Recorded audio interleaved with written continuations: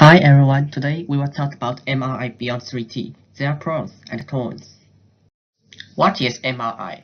Magnetic resonance imaging (MRI) scan is a non-invasive imaging technology that takes detailed pictures of the inside of your body.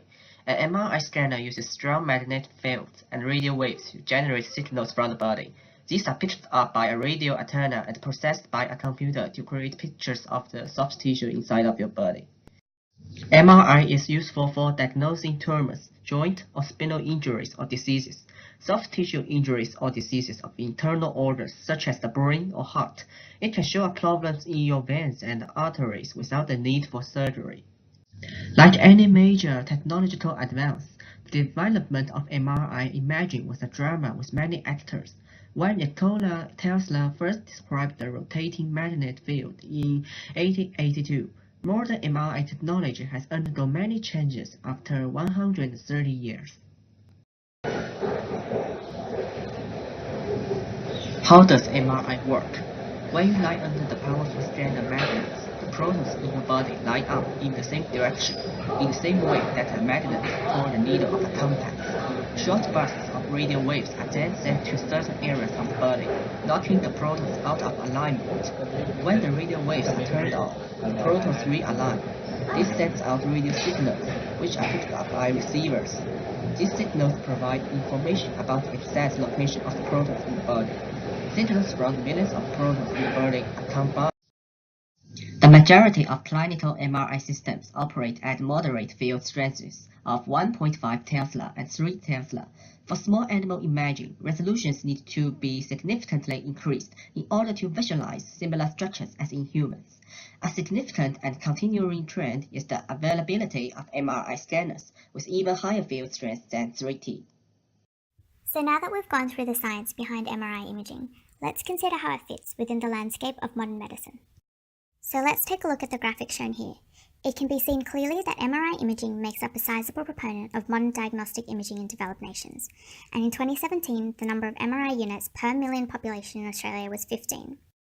So now let's consider the applications of MRI imaging beyond 3 Tesla, also known as high-field MRI. Currently, the technical standard within routine clinical testing is at 1.5 Tesla or below. However, over the years, there have been an increase in interest and implementation of 3T MRI, primarily within the field of research. Fundamentally, 3T MR imaging offers twice the signal of 1.5T, thus requiring less exposure time and an improved signal-to-noise ratio. Theoretically, this results in a clearer and higher quality image. Additionally, the improved SNR allows for higher spatial resolution, which is useful for detecting lesions in small and complex anatomical structures. As such, the diagnostic advantages are currently applied for the following exams: in the brain, in the spine, in the chest, the abdomen, and the pelvis. In the pelvis, the prostate MRI is a key advantage where the size of the prostate gland is small and deeply situated within the body. Thus, this is where the higher resolution and SNR of 3T can be advantageous. Additionally, it is used in vasculature and spectroscopy. And now that we know what 3 Tesla MRI is used for in the present day, let's have a look at how they had emerged in the market. An article on the emerging high-field technology by Jason Stafford writes that after about 15 years of research use, 3 Tesla whole-body scanners successfully entered the marketplace in 2002 after the FDA cleared whole-body clinical scanners from GE, Siemens, and Philips. These systems accounted for approximately 8.5% of high-field revenue in 2003 after just 1 year on the market, and sales continue to climb. Today, we can definitely see that trend growing at a steady pace. The logos appearing now are some of the many clinics within Sydney that offer 3 Tesla MRI, increasing the accessibility of this advanced technology. Pros do not come without their respective cons. Let's now weigh these advantages and the disadvantages.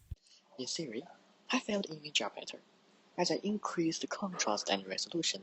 However, there are also some disadvantages. For example, some implants that are safe in a 1.5T MRI may not be safe in a 3T MRI. They can cause errors in images, which are often called image artifacts. As the stress of the field, the artifacts become more pronounced and cause more problems when imaging the surrounding area. Another consideration is that not all body parts are made up of the same type of tissue. Some composition of prostate gland is different from that of body vessels, bones, and other organs. As a result, some organs can be better imaged with low-field MRI. Moreover, specific absorption rate (ICR) is an estimate of the rate at which energy is absorbed by tissue volume as radiofrequency energy is deposited into the body during MRI. This occurs in all MRI, but increases as the stress of the field. It means that, while ICR is indeed not a problem in a low-field MRI, there can be a problem due to increased magnetic field. So, the effect of high heat is also a problem in high-field MRI. In general, there is no direct answer to which MRI scanner is best. Instead, the best scanner actually depends on the best technical tests needed, as well as a person's body structure. If you or your doctor are not sure which situation is best for you, ask your doctor to consult a radiologist or an MRI technician.